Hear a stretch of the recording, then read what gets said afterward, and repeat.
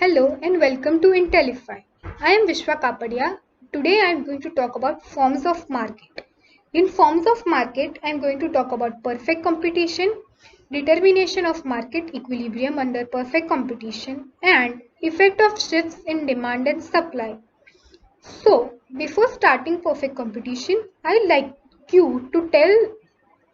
to tell you something about market.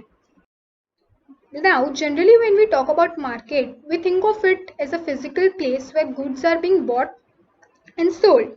But in economic terms, market refers to the place, situation or an event where buyers and sellers interact with each other regarding the commodity which is to be bought and sold. So, the market is not just only the physical place where goods are being bought and sold, but it is the whole region where buyers and sellers are in contact with each other to effect the purchase and sale of the commodity. Now, let us move to the perfect competition. Perfect competition is a form of a market where there are large number of buyers and sellers selling homogeneous products without any restrictions and possess perfect knowledge about the market. It is also said that in perfect competition, all the buyers and sellers are aware about the prices at which transactions take place. But we need to keep one thing in mind that perfect competition does not exist in reality because no industry can sell the homogeneous product and none of the buyer is aware about the exact prices at which the transactions take place.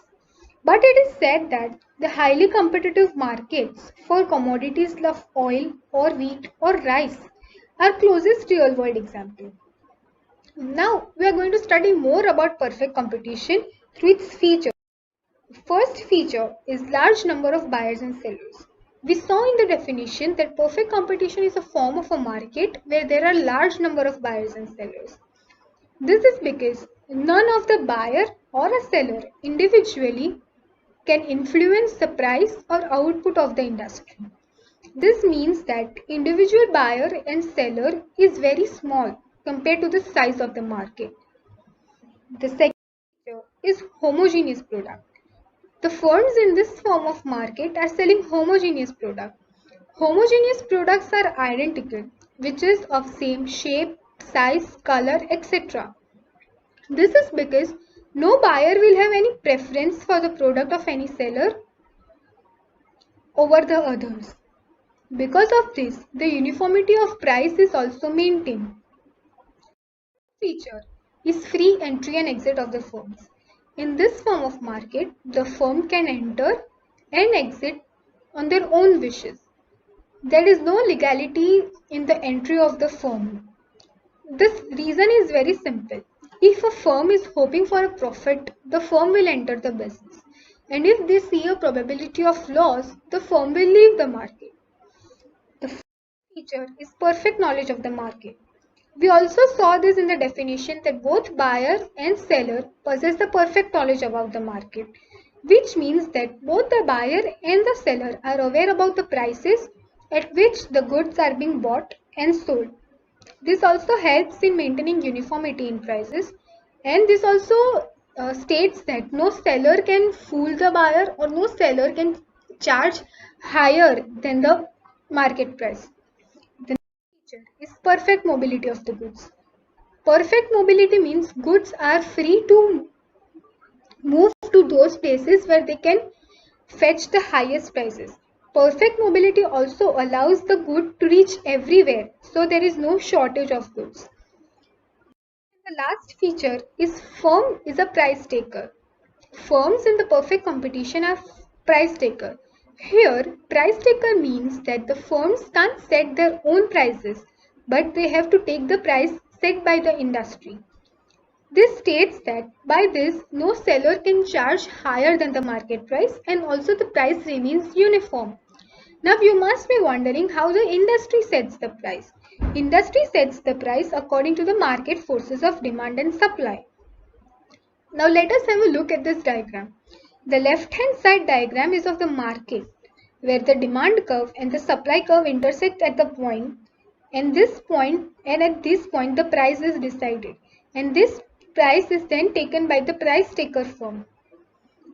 I hope you have got how the industries set the prices. Now, let us move to a more interesting topic, which is of market equilibrium. Now, we already studied that the perfect competition is a price taker firm, and price is determined by market forces of demand and supply.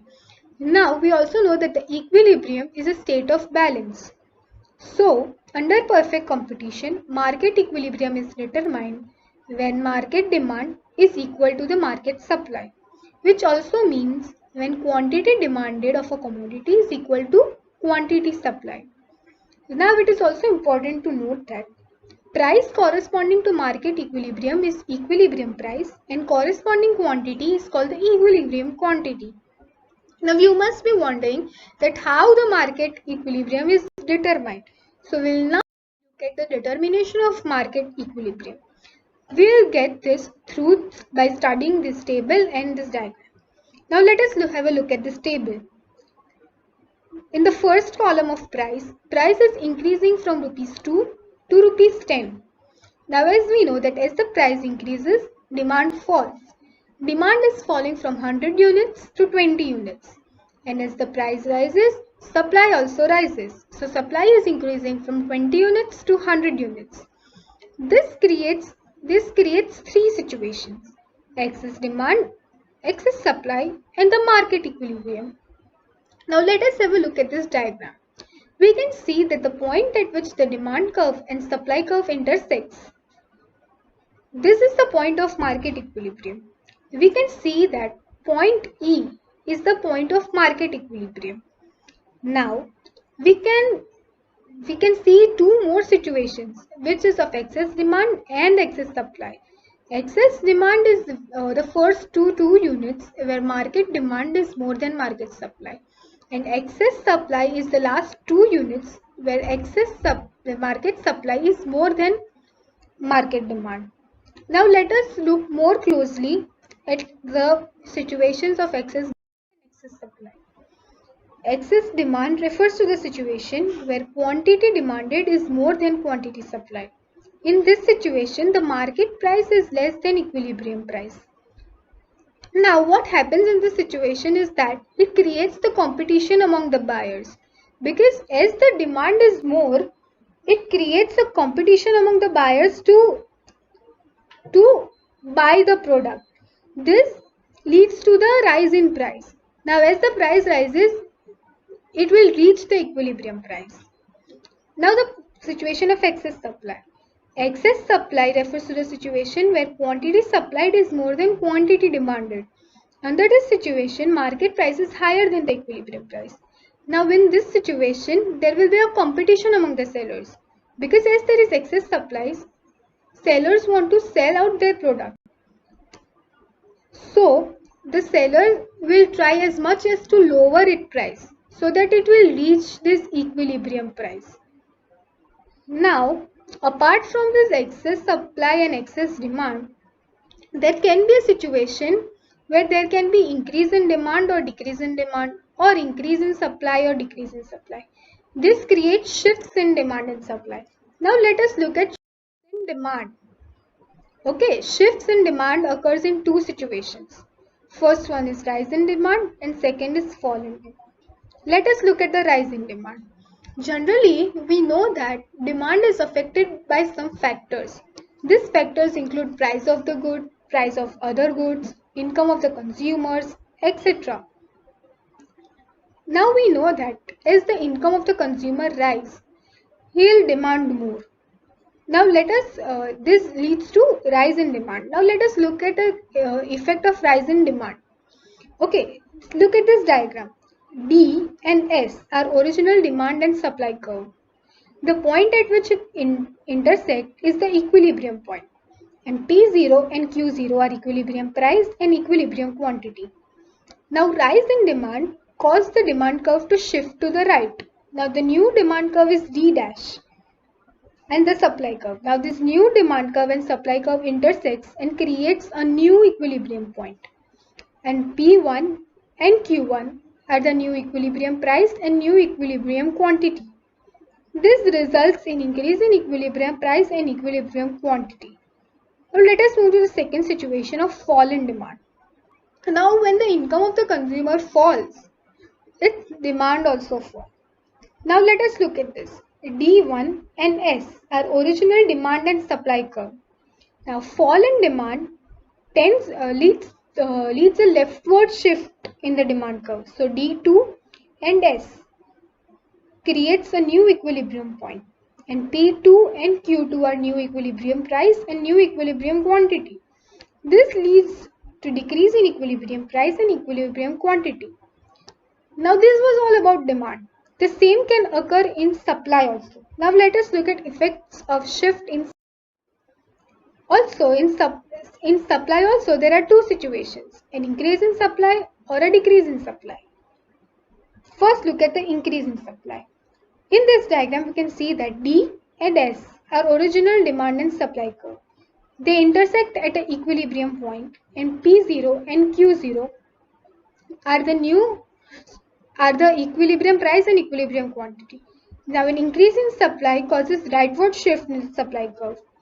So S dash and D intersect at a new point and a new equilibrium point is created, and P1 and Q1 are new equilibrium price and new equilibrium quantity. This results in fall in equilibrium price and rise in equilibrium quantity. Now, in the situation of decrease in supply, S1 and D1 are original demand and supply curves. They intersect at the equilibrium point, and P1 and Q1 are equilibrium price and equilibrium quantity. Now, a decrease in supply leads to a leftward shift in a supply curve. S2 is the new supply curve. S2 intersects with the demand curve to create a new equilibrium point. And P2 and Q2 are new equilibrium price and new equilibrium quantity. This leads to rise in equilibrium price and fall in equilibrium quantity. I hope you have enjoyed learning this topic. Thank you.